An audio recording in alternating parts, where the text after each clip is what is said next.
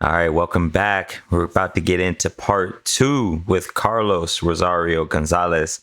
If you've not heard part 1, go back and get it. Get all that good context and then come back in here. All right, let's go.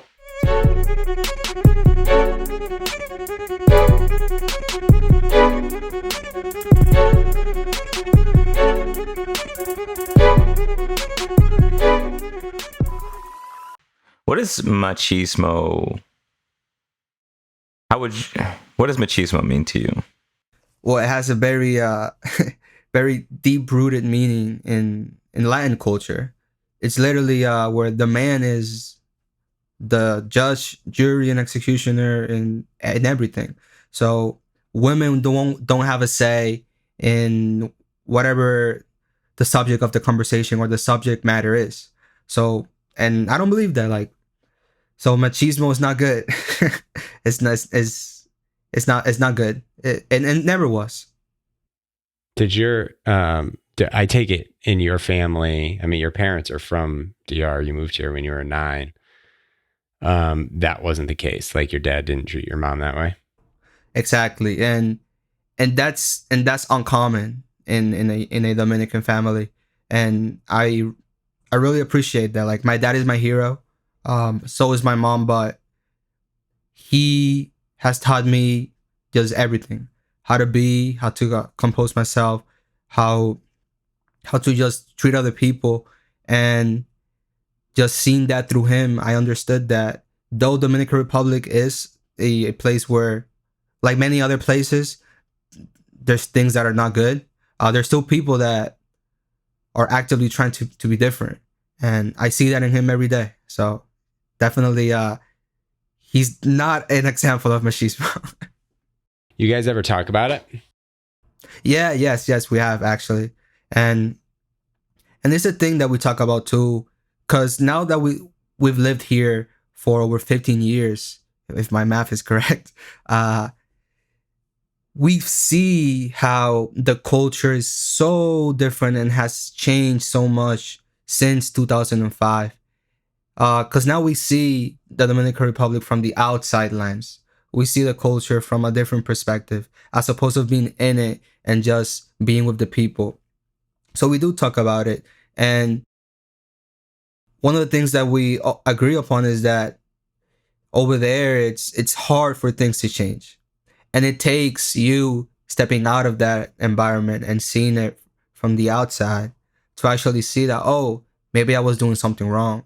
And he even told me himself, like, well, when he was there, there's things that if he hadn't seen that from that perspective, leaving the country and then having that realization, there's things that he did that he didn't like, and he changed. So we definitely talk about it, and there's things that over there, it just takes that to actually make a difference. So you kind of got into what I was just thinking as you were getting ready to say that. Like, it's, a lot of the things you're mentioning, I see as issues here in the States. It seems like matters of scale, but then I'm curious. So living here now 15 years, or what, that's the math. Living here 15 years, how do you see the U.S. on issues of machismo or patriarchy or male dominance and or other issues as compared to the DR? Well, it's definitely better, that's for sure.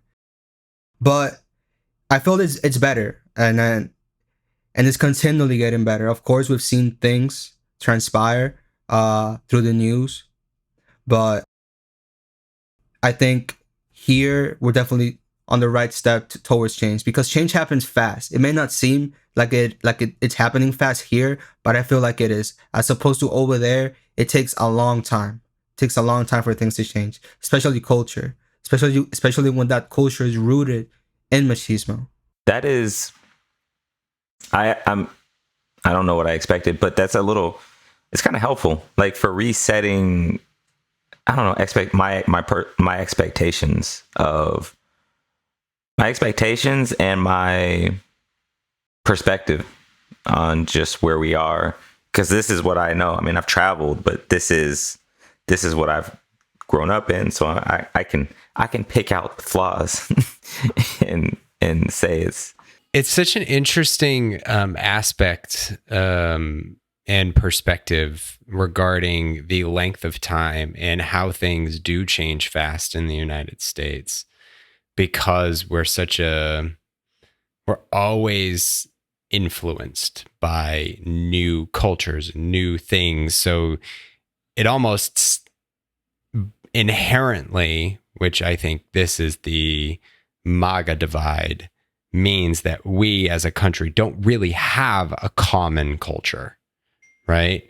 That common culture used to be a thing because it was dominated by one, but now as more and more people come up, and there's still a lot of issues, but it happens fast compared to like the DR. There's no outside influence, right? Like, it's not a melting pot as one might call the United States.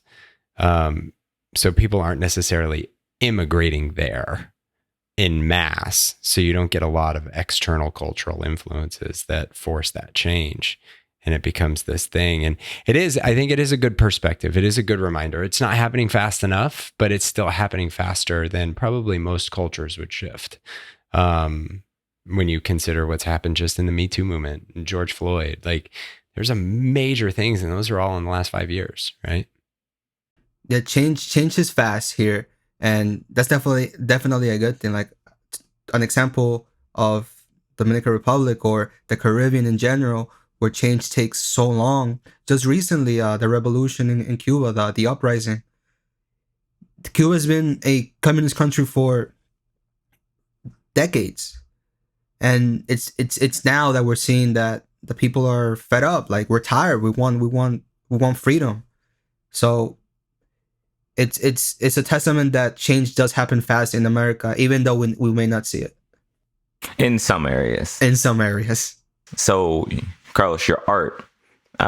We've talked a lot about you coming to terms with being sensitive and writing it out. And have you gotten any feedback from others about how it helps them come to terms with it? Or is that a goal of it?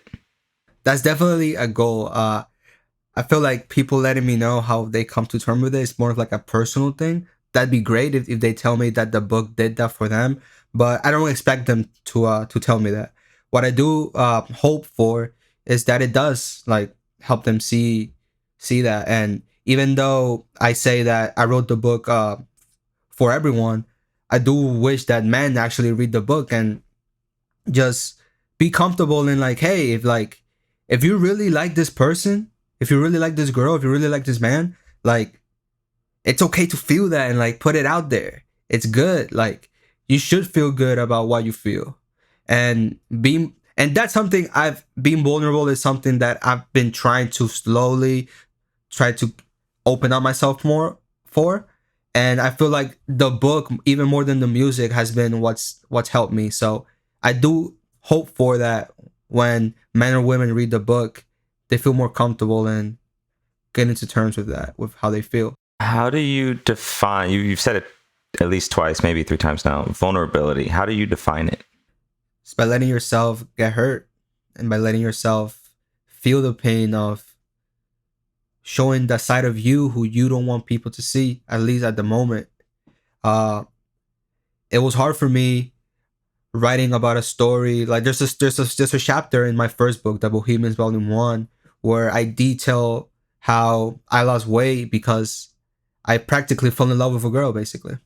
And I put it to myself like, hey, if I can lose weight and show her through my actions, not just through my words, that I really like this girl, then maybe there's a chance for me. And that's what I did. And at least through that, I figure that even if she rejected me, at least I found them within myself to put it out there and be vulnerable to the point where if she did reject me, it's okay. It's okay. At least I did it. And now the world knows. And I went through this transformative experience to the point where now I'm a different person. So, yeah. What was that transformative experience that, like, the feelings, the emotions of, I've got this situation, I don't want anybody to know about it, I'm going to put it in a book and I'm going to publish it, and now it's out there. It was definitely that. But like, what was that circle of feeling, and what was that transformative experience that you ultimately gained? I would want to say it was the physical one, of course, of like going from 60 pounds heavier to 60 pounds lighter, but also just feeling like there's a weight off your shoulder emotionally, where you can now be free to say how you really feel without feeling bad about it, or without the, how would you say it, the expectation of something happening, whether good or bad. Once you let go of what you think so it's supposed to happen, or what you hope happens, and you just be I feel that was the transformative experience.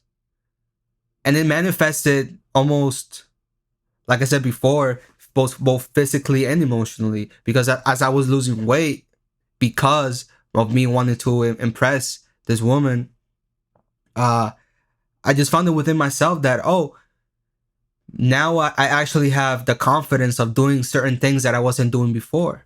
Now I can actually approach different people and say, hey, I like how you look.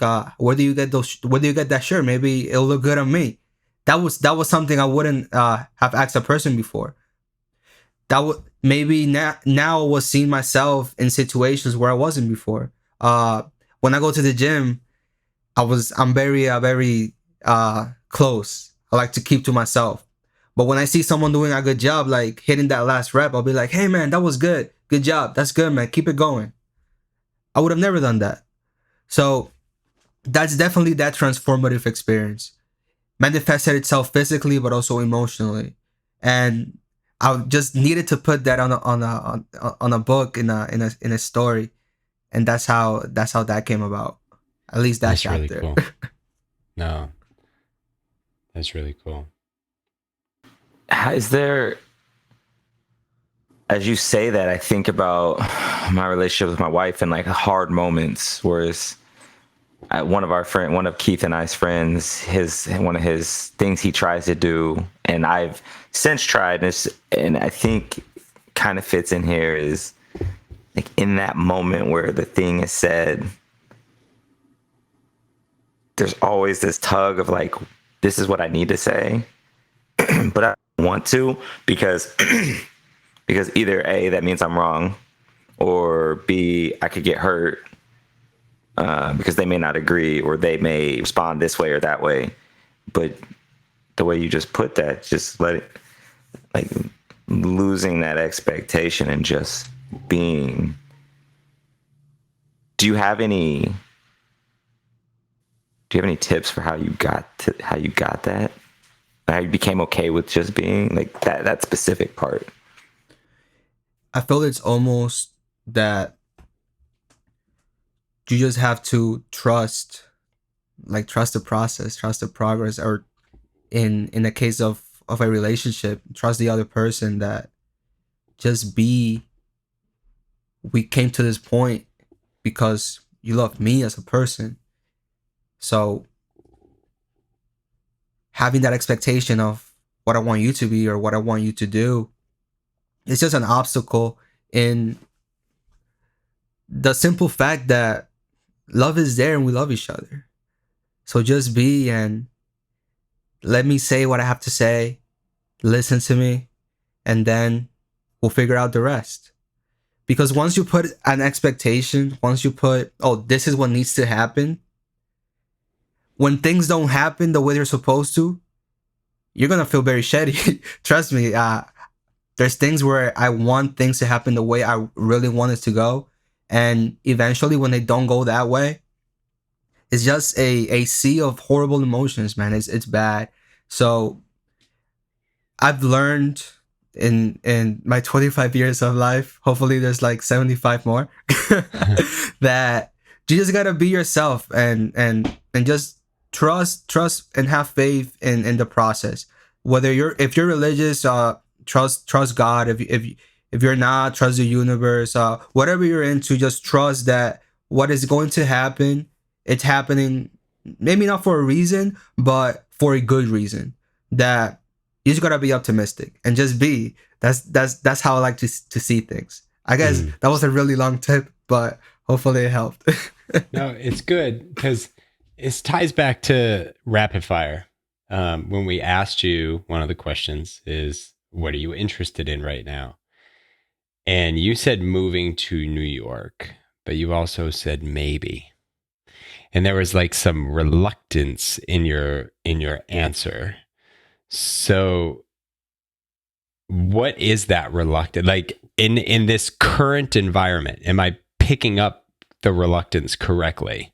We'll start there. Definitely, yes. There's definitely a reluctance so to go into New York. Since we're talking about, like, I think this is a fascinating, like, real life moment when we talk a lot with people about just being and we get that in most, but what we don't often get is those moments where it is harder to do, right? Because we talk reflectively, we talk about past, and we talk about our journeys and all those things. But you're in one of those moments. So what is that struggle for you? So there in me, I feel there's a moment in time where you feel like you got to do something, right? And you feel like it's the right step to take that step. Say, for example, oh, I'm going to get a promotion at work. Should I say yes and take the next step and have these new responsibilities? That's something that's transformative. But in my case of moving to New York, I think my reluctancy, that maybe in that answer, is because there's things that I feel if I move to New York, they're gonna end.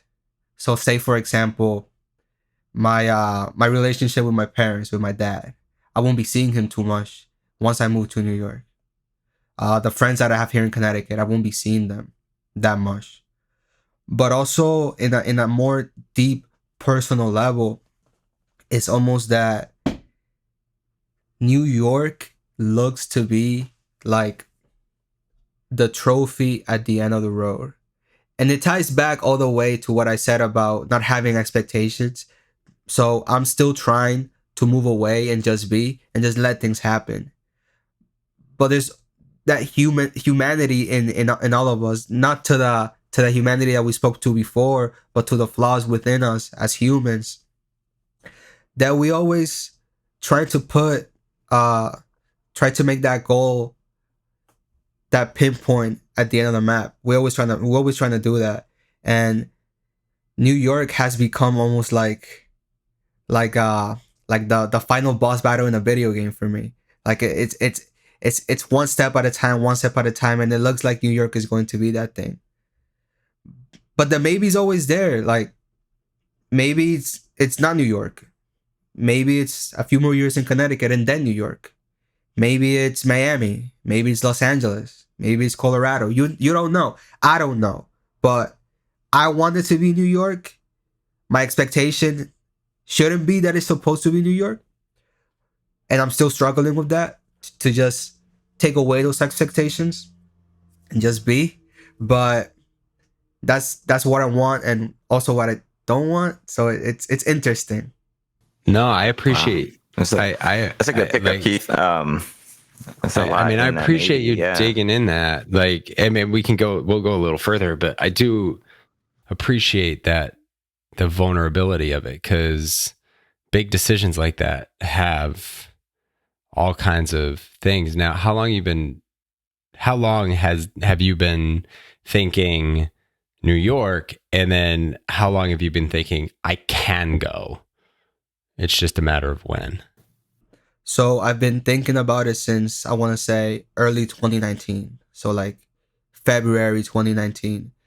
And the point where I am at, I can go, is now. Like I can literally go now. I can move now. Like financially speaking, I can sustain myself.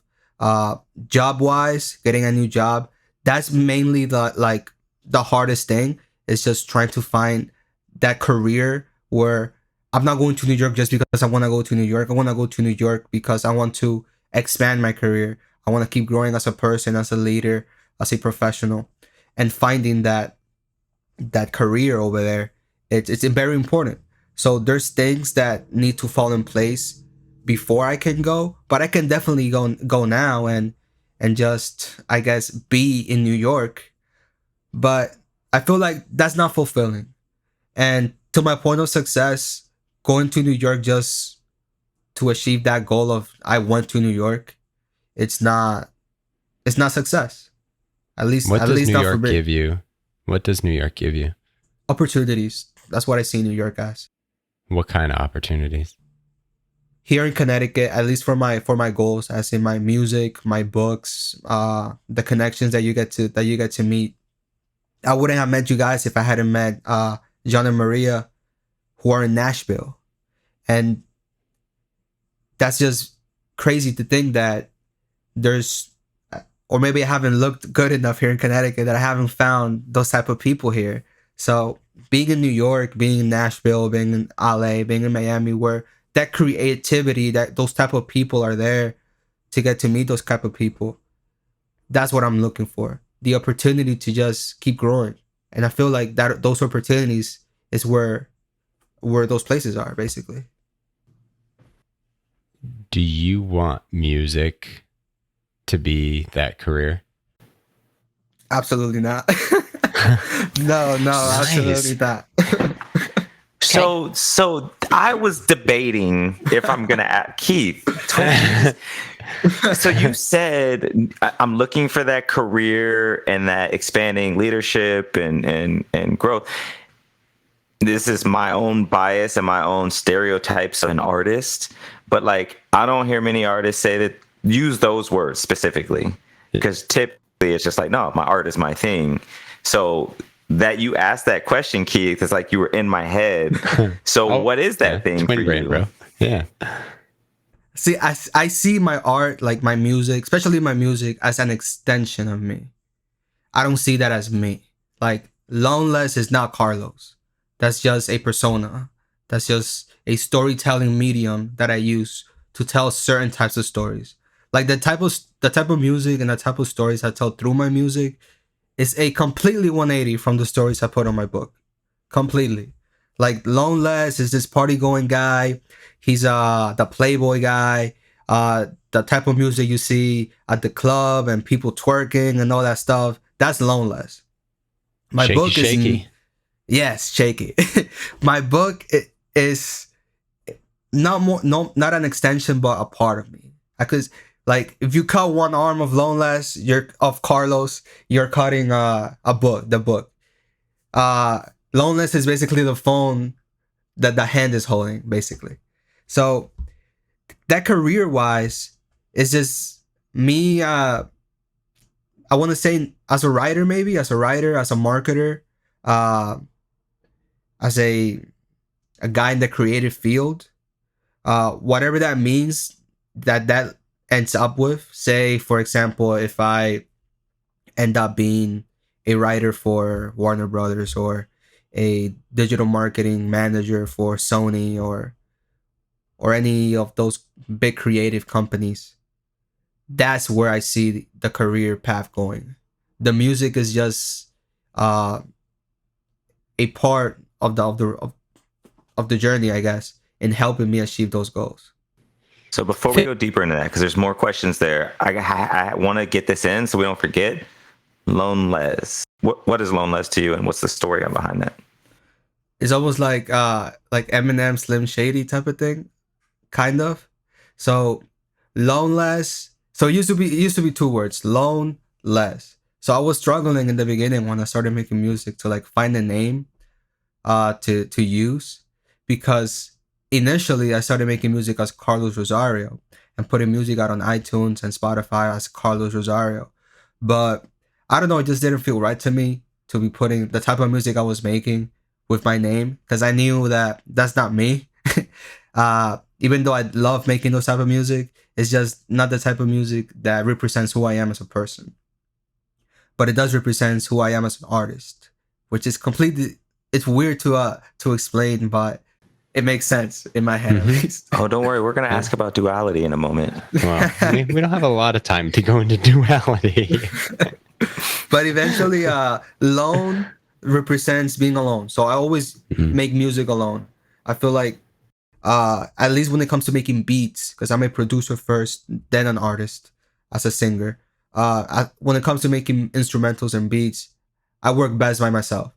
But then when it comes to making a song, I love the creative teamwork process, the engineer, the writer. I like to be in that mentality. So that's where lone comes from, the lone producer. And then Les is the last three letters of Gonzalez, Lonelez. Then the reason it came together was because when I finally decided to trademark the name, I did this in the Dominican Republic because it's cheaper over there. They made a mistake. They put the whole thing together. So I'm like, no, I was so mad that they made this mistake that they didn't include the space. Such a simple reason. I know. So I'm like, we damn. Wanted poetic. Right? Like, nope, government messed it up. That's the reason. The government messed it up. So I didn't want to go back and like do an amendment and like because it's like politics and government over there just takes too long. So I just like, F it, leave it that way. I'm Lonelez altogether now. And I don't know. I kind of like it now altogether like that. And I think you're such a great example of what we try to present on this show, is that, you know, there are so many biases and assumptions that we all make towards other people to simplify our processing. And at the end of the day, getting to know people, like, you really, like, this would never have expected that, right? Like, you just released an EP and you're talking about going to New York. Like, oh, so you're probably going to New York so you can get your music career popping. And really, oh, it turns out, nope, just there are opportunities there to build a career like that. And I think you're such a great example of the depths and dynamics of all of us. And I just appreciate you coming on the show, man, and talking about that and being vulnerable and sharing with us. And it's great to get to know you and just, yeah, thanks for being here. Thank you. I really appreciate it, guys. This was extremely fun to do. And I like to talk. I love to talk, especially when it's like people like you that really want to hear what I have to say. So, thank you for having me. And I really hope we could do this soon, sometime again in the future. Before you ask the final question, I do want to ask, where can people find you? Well, they can find me on Instagram at Carlos Rosario G for me. But if they want the music side, at Lonelez or lonelez.com.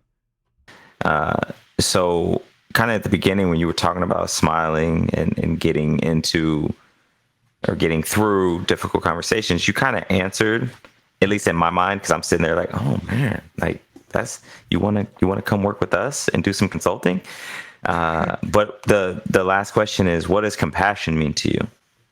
Compassion means to put yourself in the other person's shoes and just understand and see yourself, be you in them, basically. Have compassion towards others. Be humble. And it almost ties back to being respectful, like treat yourself like you want to be treated, but it takes it to another level of being, not only treat them as you want to be treated, but see yourself in that person as you see yourself in others. So just that is compassion to me. Just to picture yourself in the shoes of other people and try to envision what they are feeling or going through. Because trust me, like, we're all different people and we all have different experiences. But at the end of the day, we all want the same thing. I feel like we all want the same thing, and that is to achieve what we want to achieve and to have fun and enjoy life. And it can be hard sometimes to try to understand that, especially when we don't know what others are going through. But if you're going through something and you know it's hard, and you know it's hurting you, and you know that you want to achieve something and it's taking so long for it to happen, or something like that, believe it, like somebody else is going through that too, for real. So that's compassion, just understanding